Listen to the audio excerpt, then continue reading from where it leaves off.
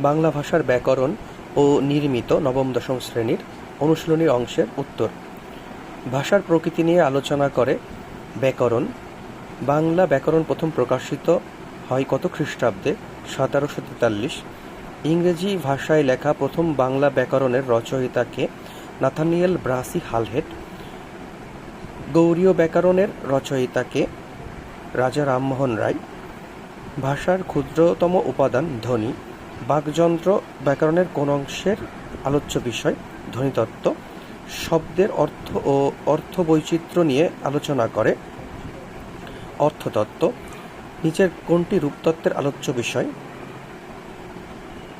শব্দ গঠন। বাচ্য ও উক্তি ব্যাকরণের কোন শাখায় আলোচিত হয়? বাক্যতত্ত্বে। শব্দ গঠন নিয়ে আলোচনা করা হয়